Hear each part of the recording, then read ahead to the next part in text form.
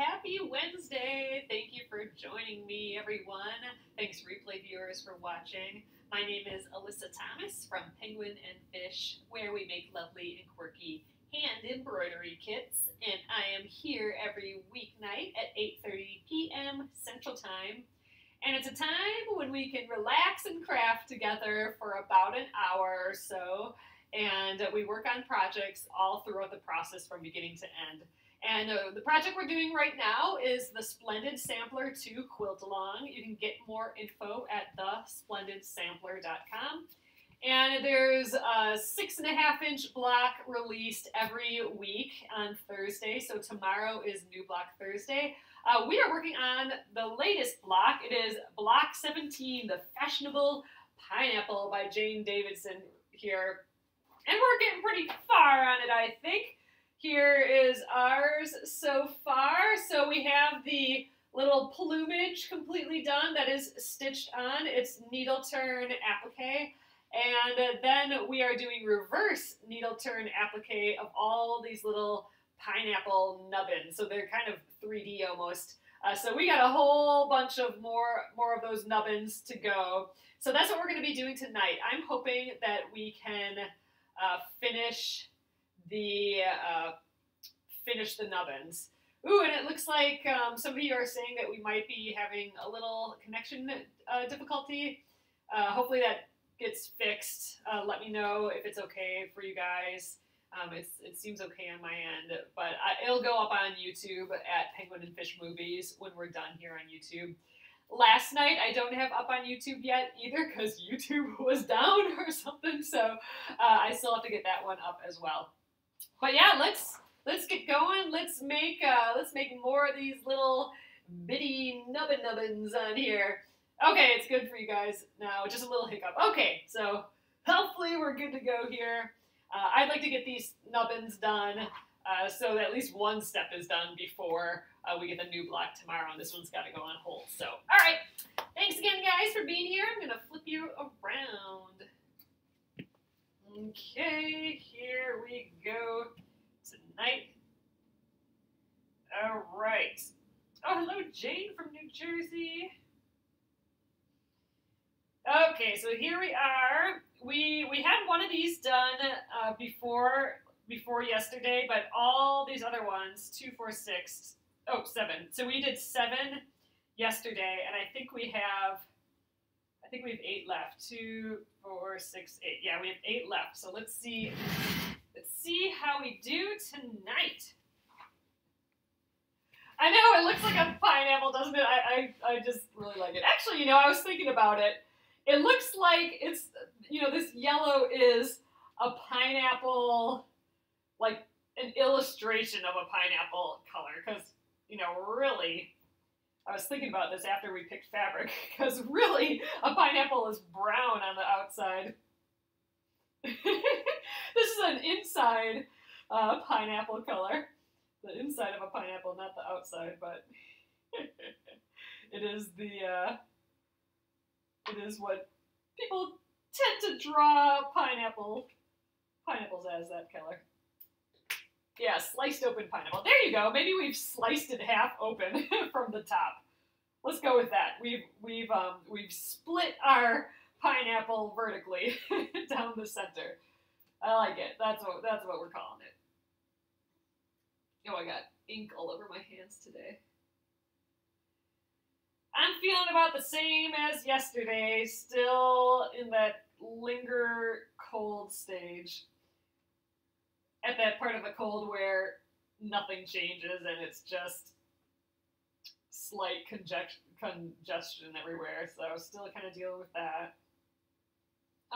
Yep. Oh, yeah, this is, Grace, this is that straw needle, that size 11 straw or Milner's needle, and yeah, it's totally bent. I should buy a few new ones. It's actually not bent from doing needle turn applique. It's bent from doing English paper piecing.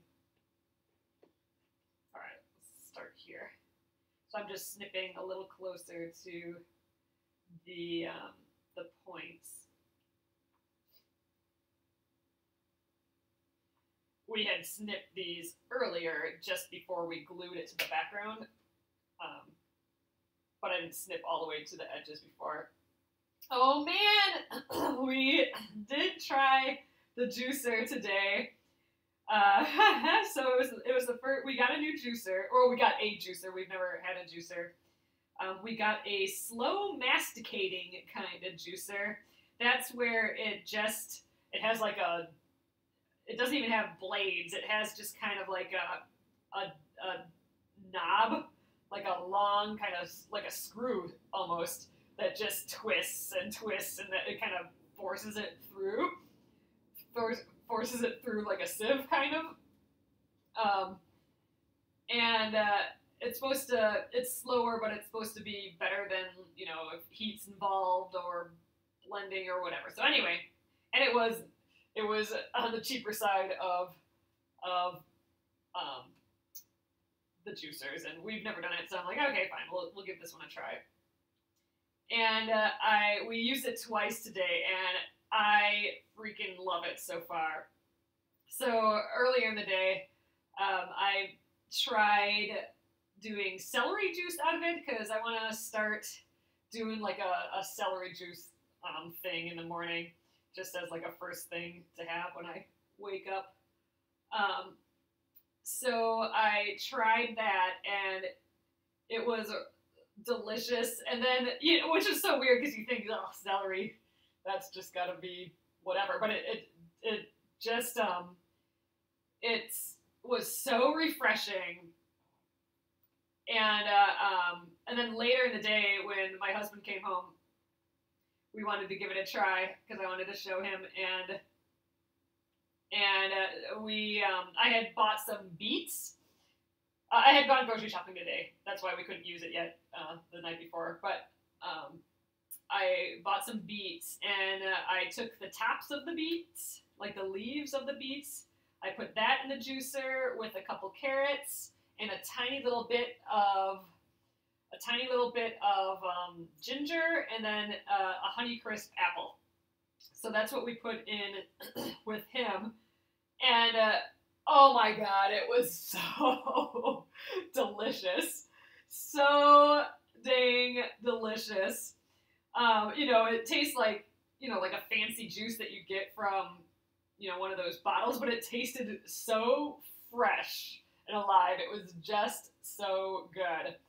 And so that got us both really excited about it. So tomorrow morning I will do another celery juice. Try that right away in the morning, and then we'll see if we use it later in the day. So it doesn't leave it pulpy at all. It's just the juice. It does spit out the dry pulp. And my husband likes making smoothies, so he's going to just throw the pulp into smoothies. But I also, I think I talked about this a little bit, but I also Googled it online. You can make like crackers out of the pulp. And so I'm just going to start collecting the pulp in a jar in the fridge, and then like every couple days, hopefully make some crackers, or every weekend or something. And to make crackers, I don't know, it just seems like people put some seeds in. Like one of the seeds was flax, and I suspect they put flax in because flax gets a little gooey when it gets cooked. So I'm thinking that might be a binding agent, why people are using flaxseed. But it just seems like you add maybe a little moisture back to it if it needs it, and some flaxseed, and you can put other stuff in too. I'm sure people, have come up with great recipes, so they taste good too. They're not just like weird, tasteless crackers. But I'm kind of okay with weird, tasteless crackers. So I'm going to see what we have. Let's snip this some more. I'm going to see what we have around the house, if we have some sort of seeds. But I would love to just start making crackers. I think we might even have a dehydrator in the house somewhere. Maybe I'll crank that out. But I think you can just put them in the oven on super low for a period of time.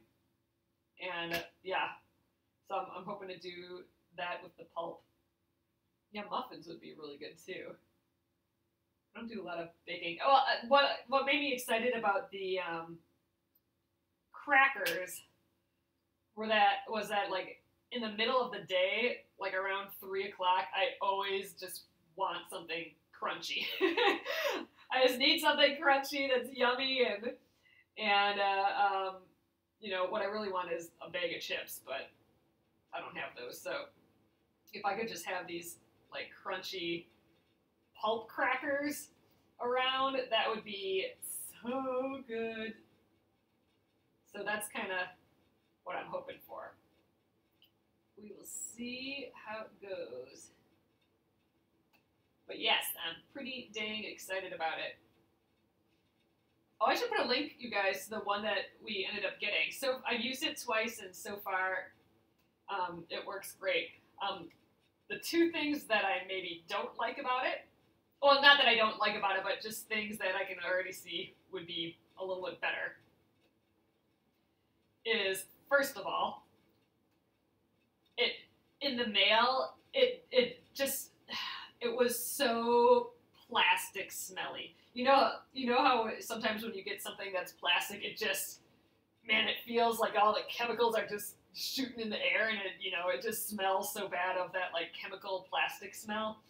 So it had that smell initially. I had to get the boxes out the door and stuff just because it was so bad. But that's not unique to this product for sure.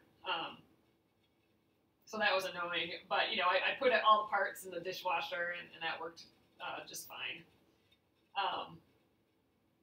But then the other thing is that it could use a wider mouth. Like, it'd be cool if I could just throw in an apple whole or something, but I have to cut it up so it fits in the little chute. And when you read about the things on Amazon and all that, some of them say, oh, wide mouth, blah blah blah, but I wasn't gonna get like a $300 freaking juicer without ever knowing what they were like or whatever. So far that's really the only thing, and that's not a huge issue as of yet. So I'm like, man, that juice that we made out of the beet leaves, and the carrots and the apple and that little piece of ginger, holy cow, was that surprisingly amazing. Well, not surprisingly, but just over the top. It was way better than I thought it was even going to be, and I thought it was going to be good. So that was really, really good. Robin, it's not loud at all, and I think that's a feature of like these slow masticating style juicers. It doesn't like blend it at all and then squeeze it out, or which I think is how a lot of them are, like a centrifuge type thing. It just has like this heavy duty like screw. It looks like if you enlarged a screwdriver like 3,000% or more, and it just goes around and around, and it pushes. It like grabs chunks and chunks and chunks and just kind of pushes it through. But yeah. Oh, look, I didn't go around this part. I thought I did. Guess not. Let's start right here. Oh, it is on the bed, my Splendid Sampler 1 quilt. I'm really liking it. I made it extra big so it hangs over the edge of our bed well, and I'm really liking that aspect of it.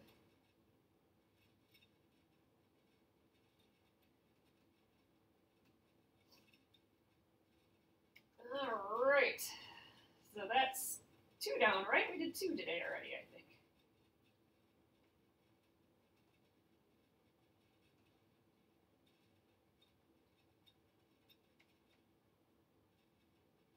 Oh, thanks, you guys. Yeah, I think this is just coming along to, again, it's one of those things where the more you get finished, like, I think I'm only getting 1 step further, but visually it looks like it's getting like 8 steps further. I feel like with all this quilting stuff, it's always a little bit of a surprise how much, ooh, I just stabbed myself. Always a surprise at how much more finished things look. Even when you're 1 step ahead, it looks like you're several steps further.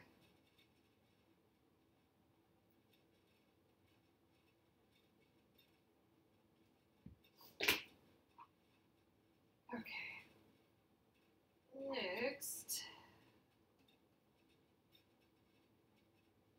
Tuck that little edge under.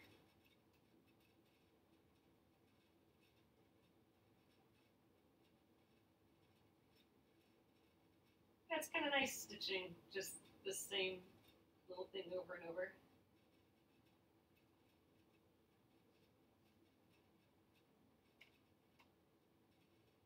Oh, the pulp is wet on those. No, the pulp is super duper dry on this one. Well, I mean, I guess I don't really have anything to compare it to, but it's not like it wouldn't drip if I just held one of the chunks of the pulp.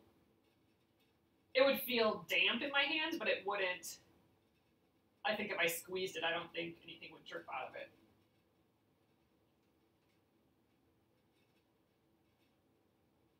So is a Breville like a really good juicer? I have no idea about juicers. I did some Amazon research and some, read some reviews and looked in the price range I was willing to do, and then just got one. I don't even remember what it is right now, but I'll put a link to the one that I got just in case you guys are curious. But dang. Yum! It was so good. So now I really want to be able to utilize the pulp really well too, because that's a shame to just be tossing the pulp. And we do smoothies a lot too. So I mean that's why we were always kind of thought it'd be fun to have a juicer, but it's like but we have a blender. We can just make smoothies. But there's something kind of fun about the juicer.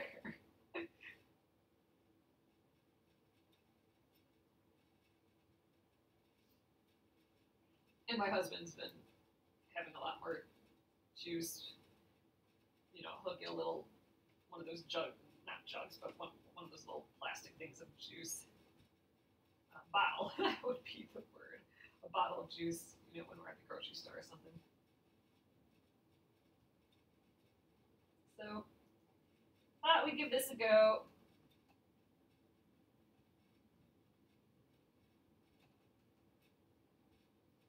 Oh, you made muffins with yours. Oh yeah, and soup. That's what I want to do. And I love making soup. So yeah, I was thinking, I could just toss all this in the slow cooker for soups when I'm making soups.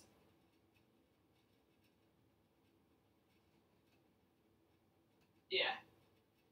So yep, we got a jar in the fridge where we're just going to collect the pulp and then scoop it out and use it for something. But yeah, it'll definitely be in a ton of soups coming up here. And I like to make pureed soups a lot, just because I can throw whatever I want in there, and it doesn't have to be pretty. It can be kind of larger chunks, and I just use the little immersion blender in the slow cooker when I'm done, and magical pureed soup.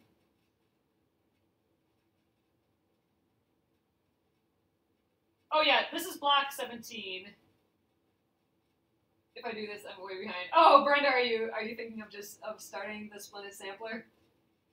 But we'll be here for a while, and I'll be working on them for a while. So, and I'm only working on them an hour an evening. So if you do a couple binge making times over the weekend, several weekends, you'll get caught up to us real quick, I'm thinking. All right, we made it all the way around.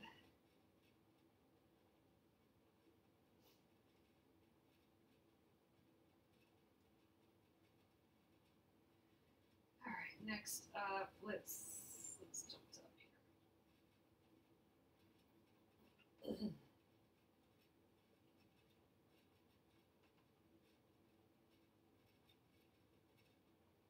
I suppose I should get a flu shot soon too. I want to make sure that this cold is completely gone first.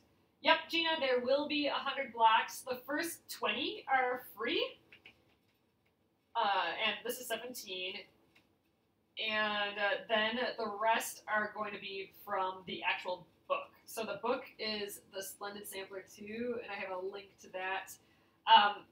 Shipping has been delayed, it sounds like, on all of the books. Probably because they just got a ton ordered, and I don't know. Sometimes that's not actually true when Amazon says that. So it's hard to know. But I got the warning, and so did everyone else. It sounds like that. Shipping is delayed. Do you still want this product? Ugh, I gotta get a nice new edge on here. I don't think I even responded to that, but so yeah, they might come a little bit later. And if that's the case, I might just wait a little while until I get it, because versus buying the digital. You can buy the digital version right now and get it, which is great if you live overseas, because it sounds like it's pretty expensive to get if you're not in the U.S. But yeah, we'll see. I'm hoping I get it before we start the blocks. I think the new ones, or I think we start from the book later in November. So that's coming up, but I'm hoping I get the book by then. We'll see. I'm hoping they want to get those out before Christmas. That would be an Amazon thing to do, I would think. Debbie, I think they'll still send it if you don't respond. I think the response was, are you sure you still want it? And then you have the option to cancel your order. I think that was kind of it. Oh, you had your flu shot today. Yours says it's going to ship next Wednesday, Robin? Ooh. So maybe they will be here soon. Like I said, I think that was just a little warning that Amazon threw out there to cover their butts, but I'm thinking it'll still be here before we need it. Oh, Pat said everything is on time. Oh, Pat said they started to ship. Oh, you got a notice. Okay, maybe I'll have to check mine, because I don't know if I got any notice. Okay, so it sounds like some of you guys are getting yours. That's great. I don't think I ordered mine until April, so maybe I'm on the tier 2 of getting them. Oh, okay, Lucy, you just ordered today, and they said it was going to get there November 5th. Okay, perfect. Then we'll have them on time, and I'm sure they probably, Pat Sloan and Jane Davidson probably have a contingency if people don't have them quite yet. There might be, I don't know, there might be bonus blocks or something, who knows.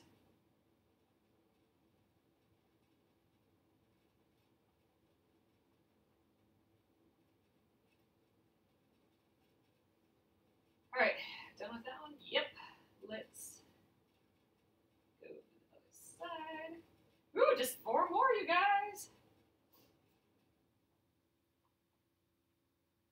We'll definitely have to get some new thread before these are all done. I think I can maybe do 1 more with the current bit of thread that I have.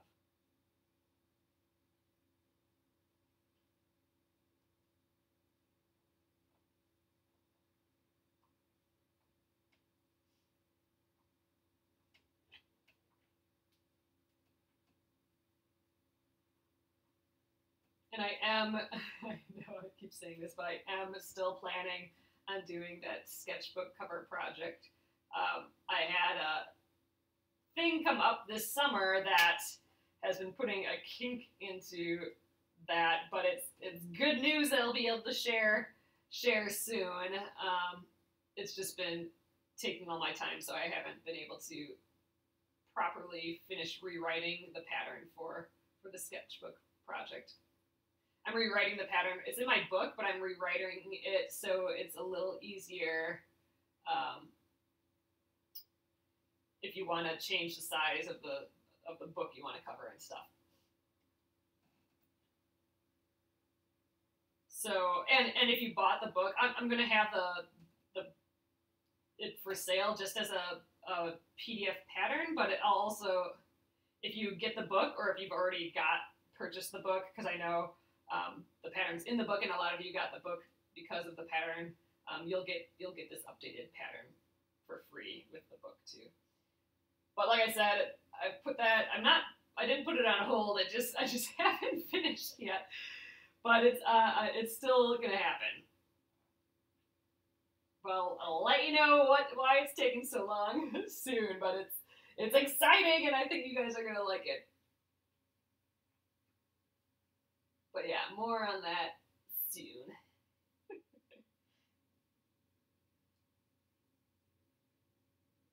I like that I can just make a stitch, or make 2 stitches, then flip the next thing around and make another stitch and flip the next row around. It's getting more relaxing as I go. I think this is definitely a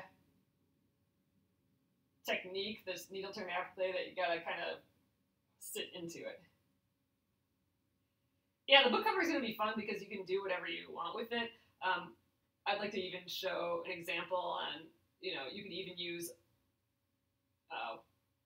lone quilt blocks for them too, or if you have like an extra quilt block from a quilt where you accidentally made one more or whatever.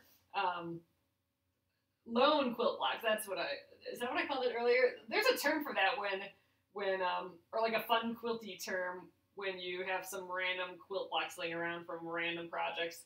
I think that would be really cute to use as a book cover, and I have a few lone fellers sitting around, so I might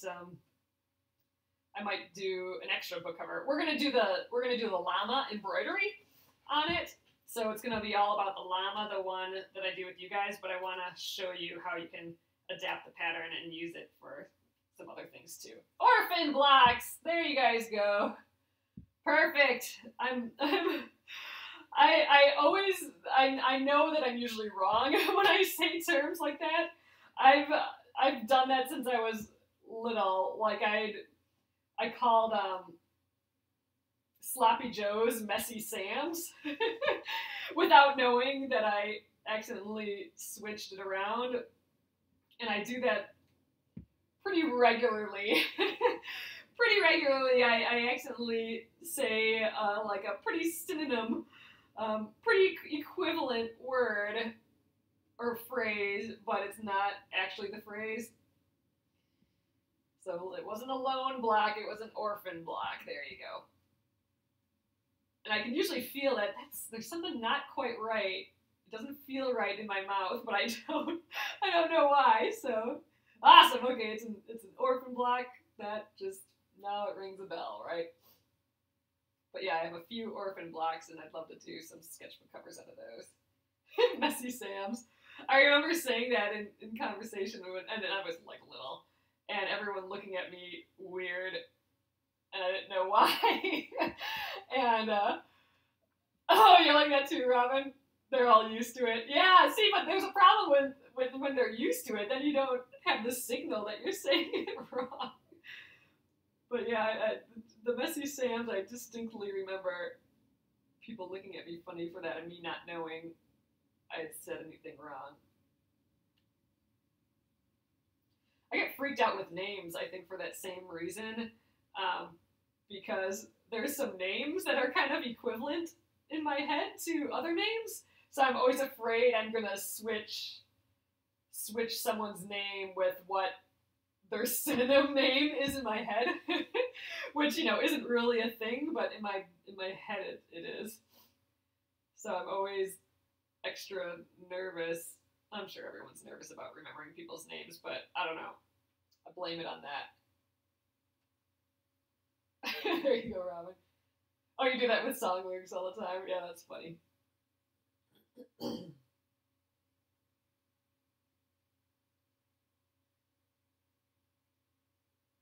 My husband does that a little with song lyrics, but he is like a superpower hero on people's names and faces and stuff. He can remember someone.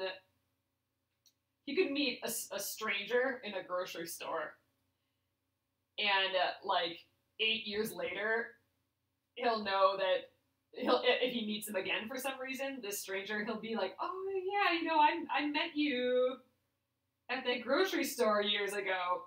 Your name is Joe," or whatever. Like he can do that, which is crazy town. So I'm happy I have him around. Because that's a good superpower to have, and I do not have that superpower, so I gotta collect people with the superpowers, right? Oh, man. Kind of magic. Alright, I think I'm gonna get a new piece thread now. This one is just a hair too less. I don't want to keep accidentally pulling it out of my needle, the thread out of my needle. Oh, names elude you, but faces you never forget. Oh God, it's just both the hardest thing.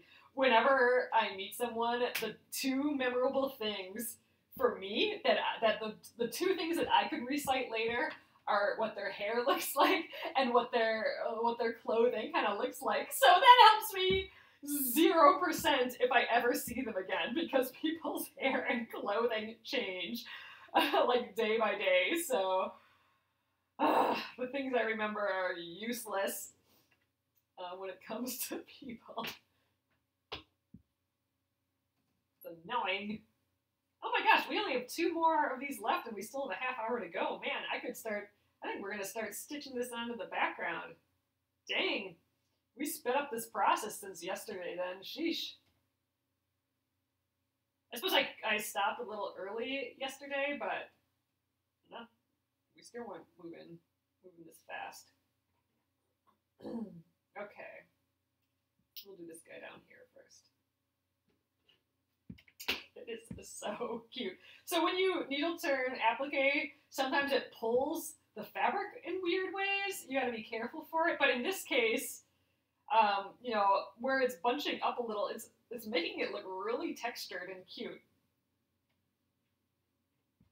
Oh, you never forget their teeth. No, that's hilarious. You know what? My mom's like that too. My dad was a dentist. He's retired now, but my mom always comments on how nice people's teeth are, and she can remember how nice their teeth are.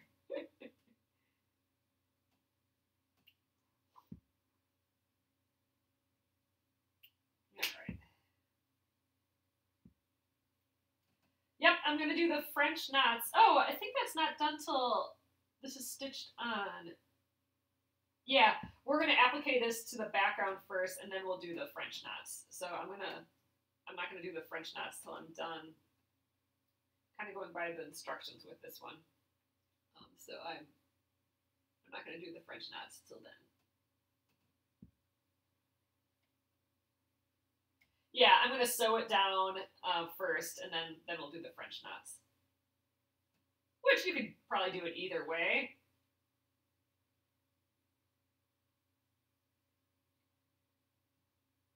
But I'm going to wait till...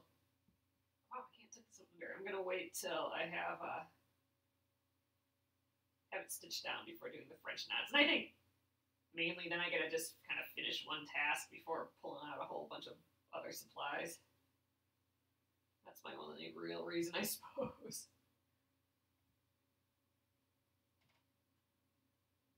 Oh, you have a cavity, bummer, Gretchen, that's a bummer.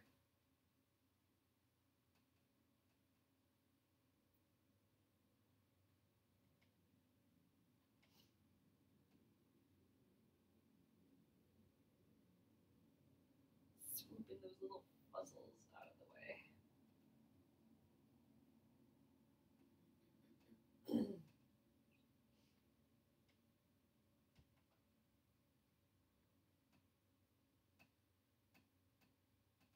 Definitely cruising on this a little bit more.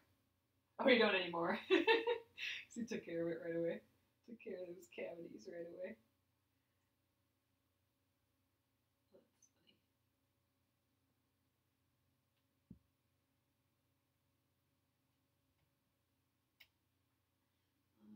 Alright. This last side here.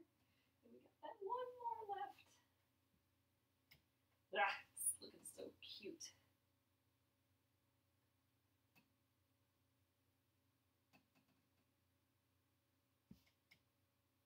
Oh yeah, I wonder what block we'll get this week. So it seems that all the blocks are, all these first 20 blocks are from the front cover. At least that's been the trend so far. All the blocks are actually, they're all visible on the front cover in some way. So we can cross out a whole pile of them, but there's more than 20 on the front cover, so it's still a gamble of what's left.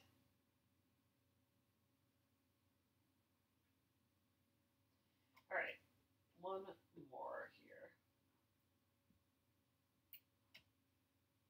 Yeah, then we'll start, how are we doing on time? Yep, we're gonna start stitching it onto the background too, I think. And that should go pretty quick. I don't know if we'll quite finish it, but dang, it would be nice to get that far. Then all we have to do is, the embroidered French knots, and then that would be it. But I don't think we'll get that far. Oh, there's 25 on the cover. Oh, Nolene, you already got the PDF version, though, so you know what all of them are going to look like. So thanks, Jennifer. I'm loving it so far.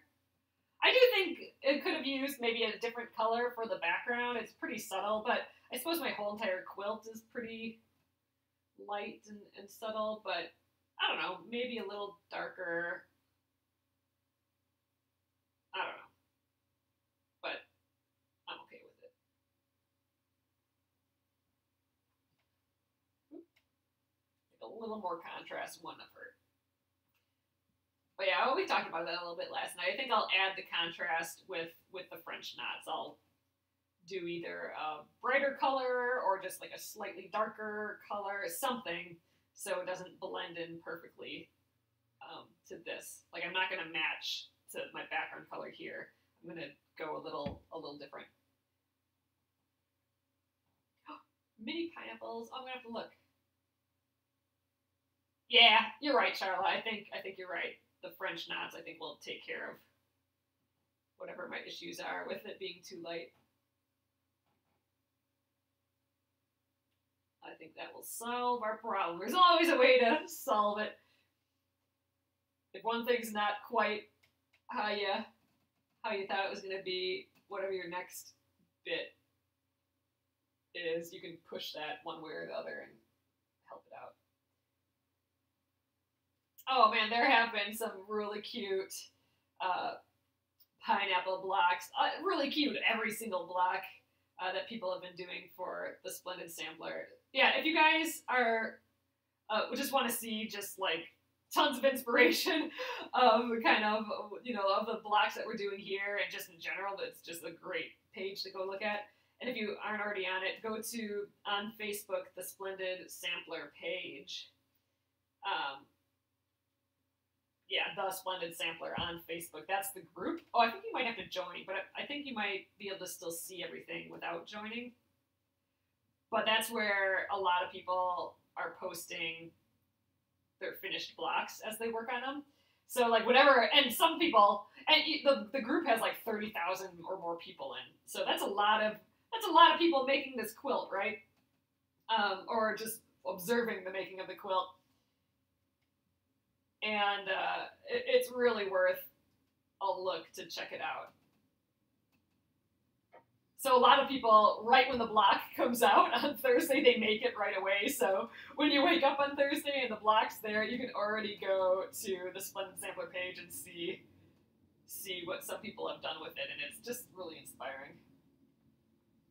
Really neat to see how other people interpret it. And, the interpretation is just with fabric for the most cases, but just changing the fabric and just someone else's hand working on it just makes them all so unique, and they all got their own energy, you know what I mean? It's just really neat. So if you haven't gone to the Splendid Sampler Facebook page yet, group page, you should give it a go. All right, you guys, that is our pineapple, and I think it's looking definitely pineapple-y now. Look at all those nubbins. So cute. So, it has all my water-soluble markings on. Yeah, but I'm not going to really worry about those. All right, let's place it on here. Let's see, there's a little bit of a flatter edge, and that goes up towards the top.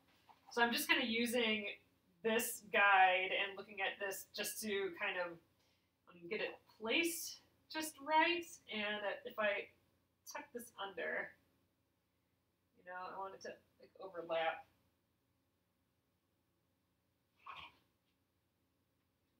Overlap maybe, I don't know, like this much or so.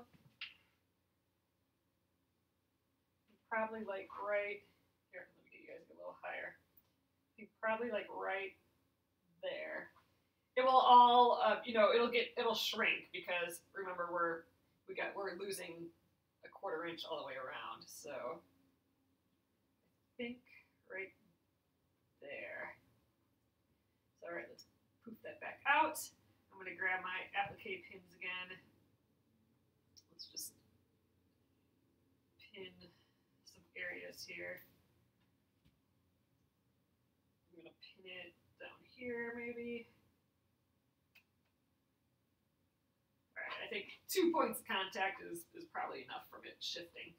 So all right, I'm going to start on a straightaway. I always like starting on a straightaway versus a curve. So I think I'm going to start like right here. And we'll go this direction and just try and crank this out quick. You know, there's 15 minutes left in the hour. I wonder how far we can get on this in 15 minutes. And I wonder if we can finish it. But I don't think we'll quite finish going all the way around in 15 minutes. But I don't know. Sometimes these large shapes go pretty quickly. So that's going to be our little challenge here.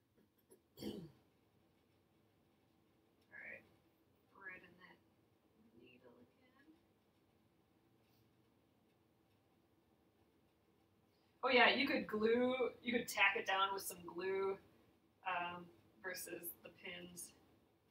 Just happen to have these pins out here, so I think that it will work just fine. Sometimes it's super annoying to have pins around because sometimes your thread will catch on it or, stab yourself, which is no fun. So sometimes I like glue just for that reason. But I didn't pre-turn my edges, with starch or form or template or anything. So I'd rather glue, if this was pre-tucked under, I'd rather glue right on the seam allowance so I'm not glued on the actual piece. But I gotta remember I have this other fabric under here that's kind of shifted around a little bit. All right, let's see. I'm definitely feeling a little. Oop, my camera's dropping. I'm not feeling 100% yet, Jenny, but I'm feeling a little bit better each day, I suppose. All right, let's start right here. So I'm tucking it under the background fabric too, if it's there. And you know what? I think I'm going to put a couple other pins under because I don't want to accidentally like shush the background too far in like that. I mean, that's exaggerated, but I think I need a pin like right in the middle here,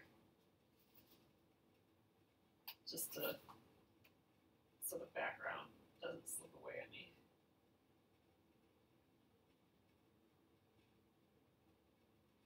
There we go. All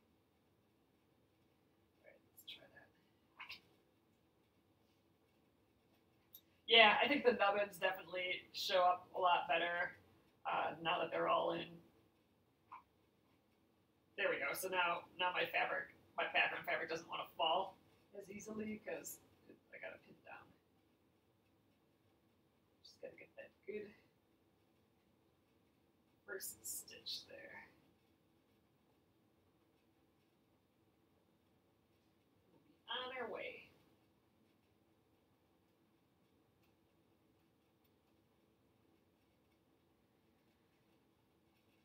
Okay, still looking good. Ooh, it feels so weird to hold so much fabric. We've been just using that, just stitching on our tiny pineapple fabric. Feels funny.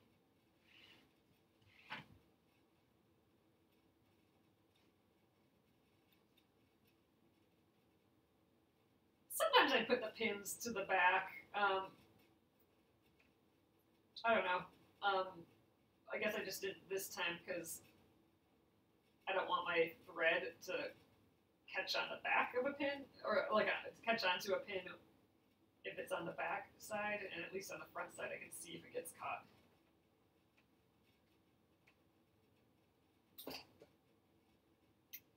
So the other just little different thing about this is we do have that background fabric, so I'm actually sometimes stitching through both fabrics. A little bit more. So you can see I'm kind of making bigger stitches here too. I don't feel like when you're in a straightaway like this that you really need like close stitches.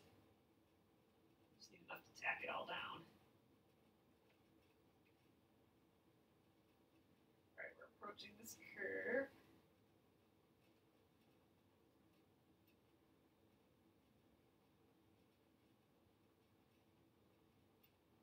So I'm not always great on curves like this. I think the trick is you don't want to get too close to right before you're going to turn, because you don't want to like fold it and have like this weird folded point. You kind of have to ease through the curve. So it's like when we were doing the tinfoil applique, where you have to turn the edge of the tinfoil over a little by little, so you get a rounded edge versus all that spiky edge. It's kind of the same thing here. So I'm going to just kind of tuck it under a little, make a stitch.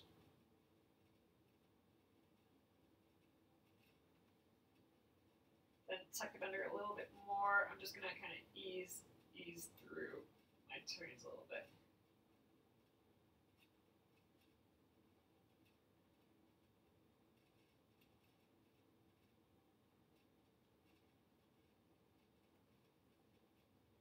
Alright, I'm going to just remove this pin because we don't need that anymore.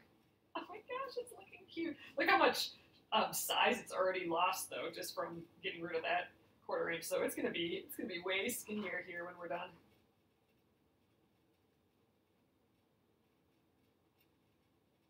There we go. And I don't always turn it, like you just saw, I don't always turn it with the needle. Sometimes it's just way easier to get your hand in there and turn it with your finger. Oh, I do have a little knot in my thread here. It feels like I have a knot. There we go. It's just wrapping around each other.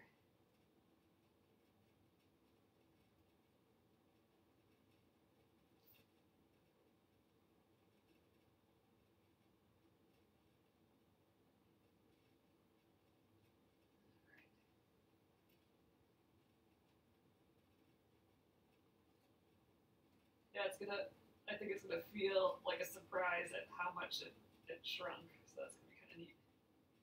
Kind of interesting, I think. Oh, funny Nolly. Alright. Well, getting ahead of myself. Let's just keep working on this curve. Ooh, and I got the background piece. I gotta make sure I'm getting behind there too. Alright, and if you fold it too much over, you can kick it out a little bit with the needle. I'm just shaping it with the needle here a little bit before I tack down more stitches.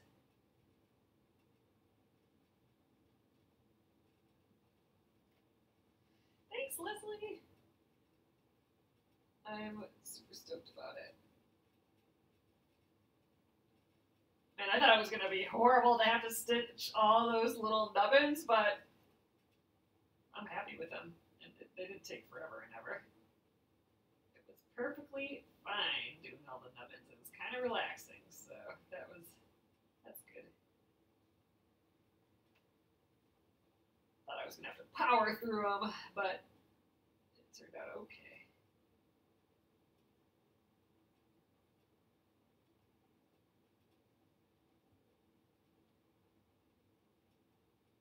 I'm having a little trouble when I turn it. It's a little different than normal needle turn because I do have to capture that background fabric, that background pineapple fabric too, and sometimes it doesn't want to do that.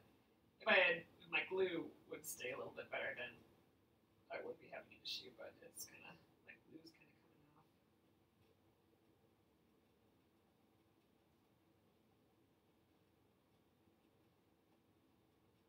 So folks didn't do them. Would that have made you mad at as a designer?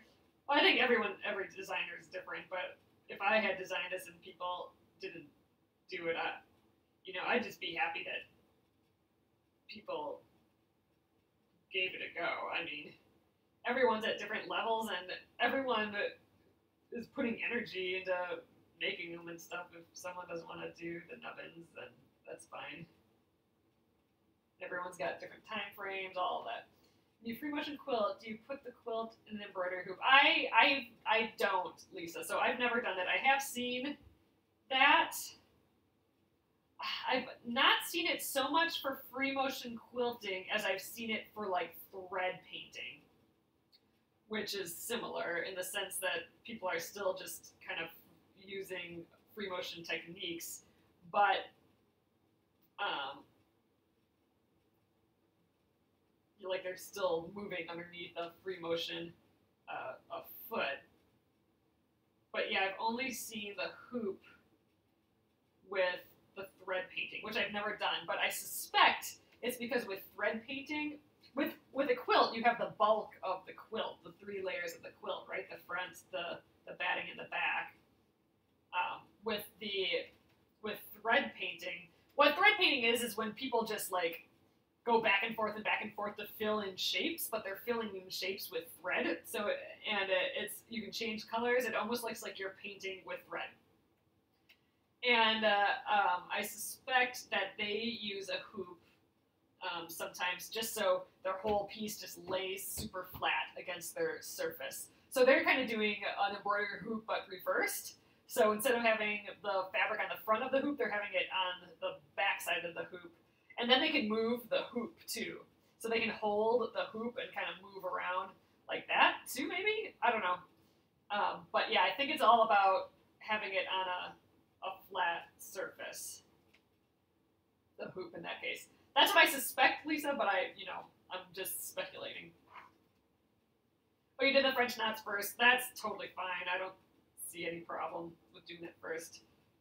Although now that I'm thinking about it, one other reason, if you haven't done it yet, and you don't know whether to do the French knots first or second, a reason you may want to do it after stitching it on is because then when you're needle turn applicating it on like this,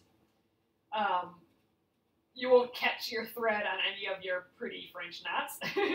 So that'd be a reason to do the French knots after. But if you did it before, I'm sure there's no physical design-wise reason why it would matter if you did it before or after.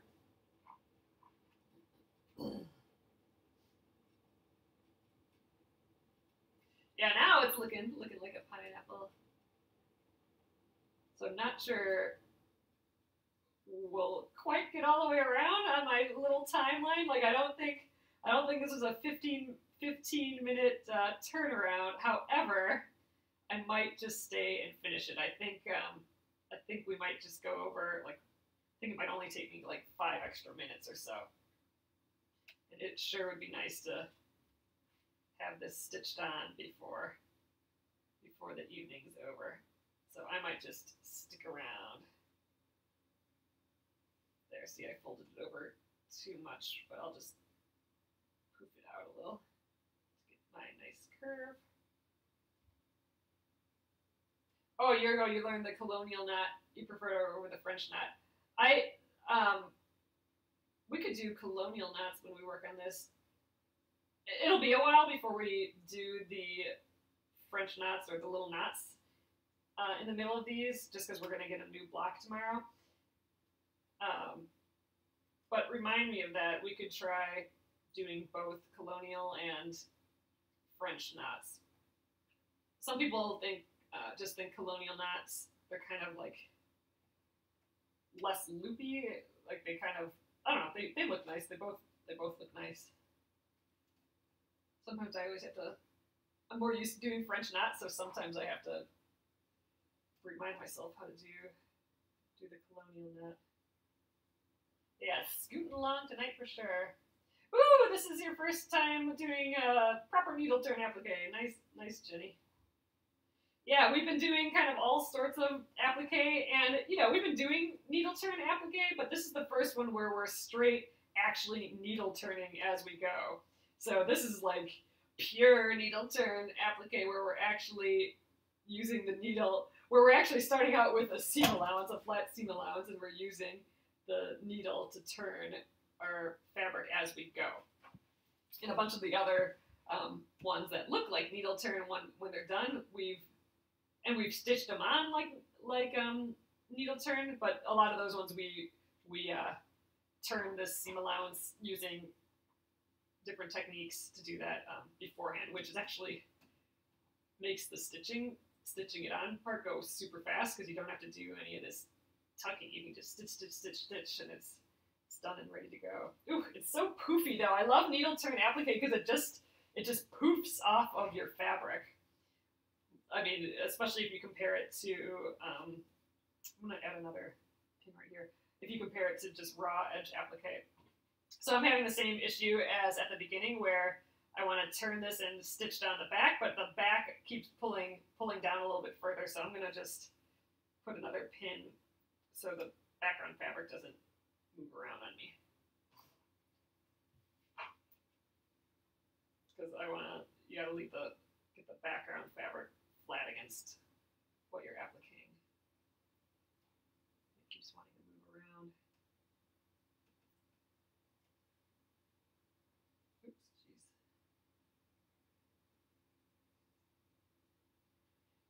Oh, it's been years since you've embroidered and you have fun trying to work it out again. Oh, that's cool. A little like riding a bike. Sometimes you just have to Google some knots every once, or some stitches every once in a while. With embroidery, but nothing wrong with that.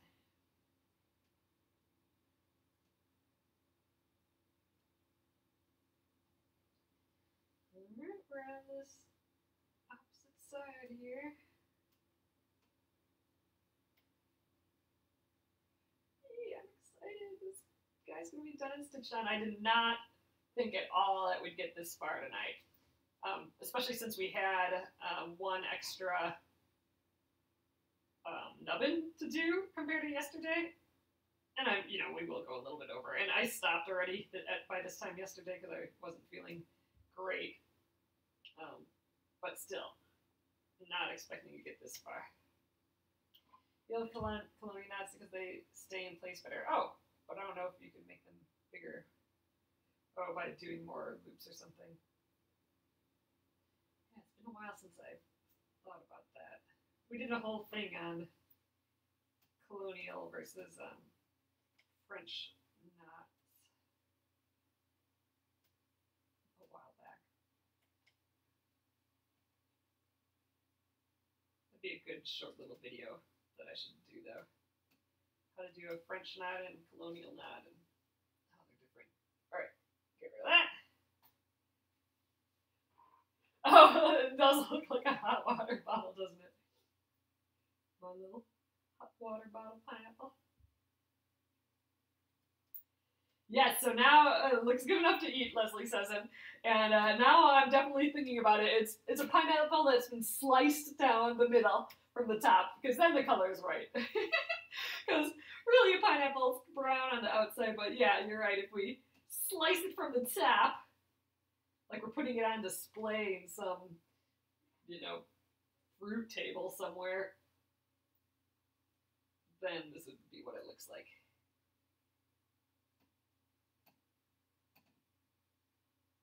So it still has like, sorry I bumped you guys. There's still kind of like nubbin-y type things on the inside too, I think.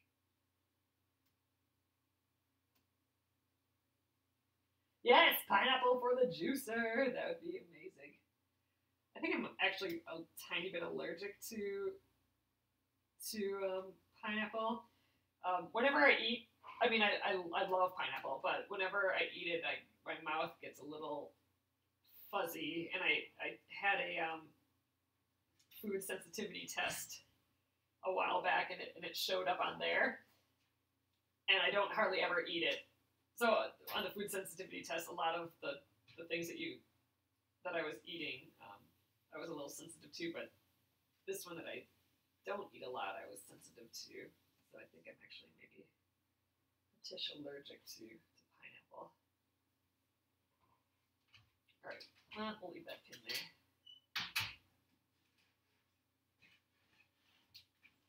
Oh, Gina, give it a try. I mean, you gotta have some patience. Definitely watch the video where we did this frond a couple videos ago, just because that dealt with like inner and outer points, and that's where all the tricks are. The tricks to needle turn. When I learned those tricks, my needle turn got way better because I was struggling a whole lot when we were doing the needle turn with the first Splendid Sampler, because that was really the first time I had done needle turn. But yeah, I learned those couple tricks that we talk about in the frond, and that helped a ton. All right, I'm dealing with this curve again. I'm not as good at curves yet. Just gotta take my time, I suppose.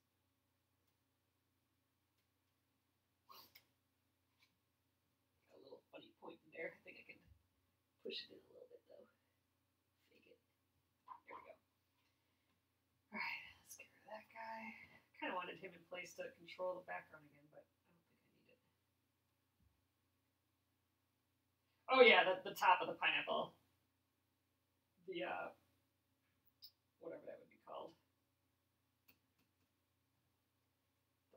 The like leafy part of the pineapple.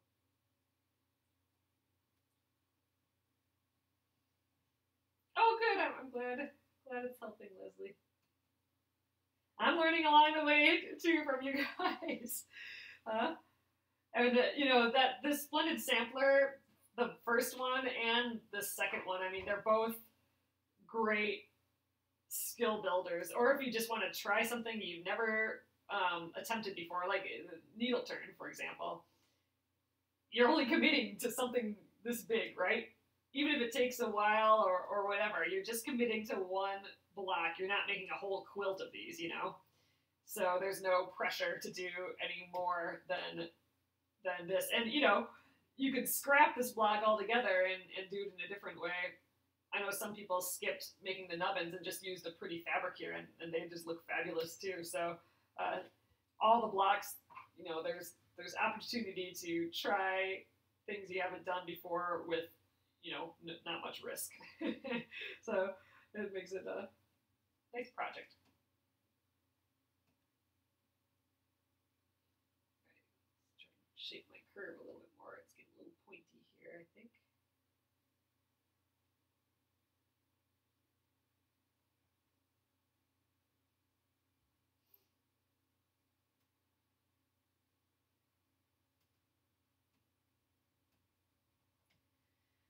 Almost there. Maybe 5 more minutes. So we went 10 minutes over. Guess it was a 25-minute around the bend to do the to get this pineapple attached. Not a 15-minute job. Oh yeah, some applicated the nubbins on afterwards too, and some people just kind of stitched them too.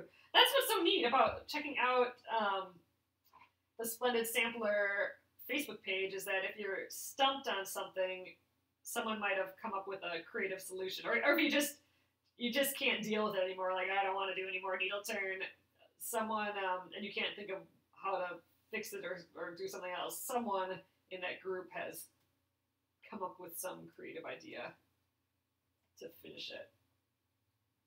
It's just inspiring to see all this stuff.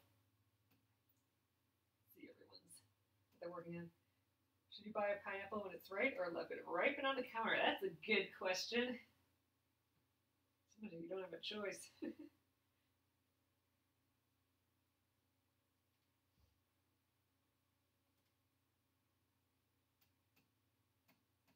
We're almost there. Oh, you choose a pineapple that smells good on the cut end. Ooh, that's interesting. I haven't bought a pineapple in a while. I love them, but like I said, I think I'm just hair allergic to them. And I love it to the point like that I just want to keep eating it too. And look at that fuzzy mouth.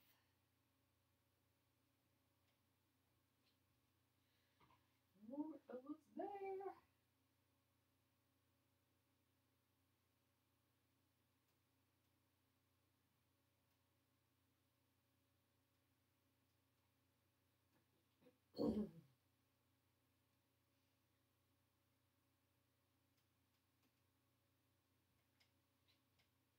I slept in a ton today too. Like I slept in a couple extra hours today, so I'm thinking that's why I'm feeling a little bit better.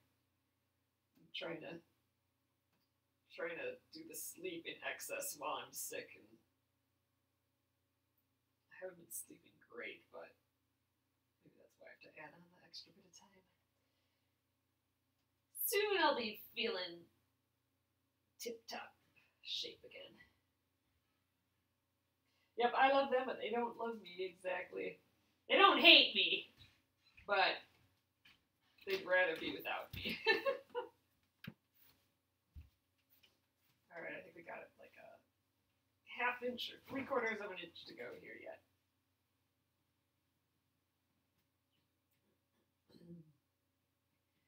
About 3 or 4 more stitches and put you guys on.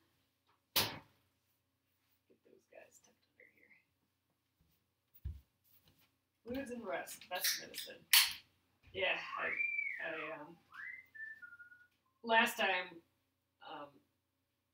when I didn't get my husband's cold, I immediately decided, okay, I'm gonna sleep a lot more, and I'm gonna just drink a ton of water. And I didn't get his cold at all, which was amazing. But this time I got it. But I was pretty stoked last time.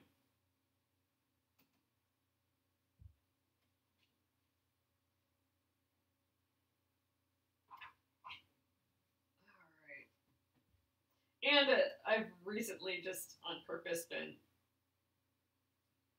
arranged my schedule to get more sleep and stuff too. So sleep has become definitely something I'm trying to do right. Yep. He is whistling. Alright, I just went around that last spot again. Let's tie it off on the back and check it out. But look how much fabric I got sucked in here just by not having it perfectly lie flat. And that's why we made the block bigger to start out with. So yeah, whenever you're doing stuff like this with lots of handwork and stuff where fabric can get squished in, good to start out with a little bigger piece. That's what I think too, just because we've been running around like all of August and September, and now all that's done, I think maybe my body was like, oh, freaking finally you're done traveling. I can just chill for a little while, or maybe it's just run down. Yeah, I love it. Okay, here we are. Oh my god, it is cute. Those nubbins are just fine. I thought they would blend in, like I wouldn't be able to see them, but I can totally see them now. Okay, way happier with that. But yeah, so we'll do those little French knots, and that'll be done. And those French knots will take no time at all. So if we have extra time one of these days or something, we'll just plop those in all really quick. But woohoo! Was not expecting to get that far tonight, you guys. So pretty stoked about that. Awesome! So I'm gonna flip you around, and I'll show you this, and we'll call it an evening. All right, hello again. All right, so let me show you. So sometimes with the light, it's hard to see, but there we go. You can see all the nubbins in there. It totally looks like a pineapple. I love it. It's so funny. So sweet, and I think that this fabric just worked perfectly too. Yay! Almost done. A block almost done. It's always nice to, we didn't finish, but it's always nice to get at a good stopping point before the next block is released. So yay! Alright, so next block, it's New Block Thursday tomorrow, so we'll we'll see what that's going to be. Wake up tomorrow and thesplendidsampler.com, or if you're on the newsletter, you can check there as well. It'll pop up in your email. And you can join that at thesplendidsampler.com. But yes, I'm excited. Maybe it'll be like a quick, easy one. Then we can catch up on some of my unfinished ones, which would be cool. But all right, I will attempt to get this up on YouTube at Penguin and Fish Movies right now, and I'll get last night's up as well. We were having a YouTube issue last night, but this one will get up there too. So if you hit subscribe on YouTube, then you should get a notification in your email or somewhere that it's up if you wanted to watch it again. So awesome, guys. Thanks again for joining me, and I will be here tomorrow at 8:30 p.m. Central Time. Have a great evening. Good night.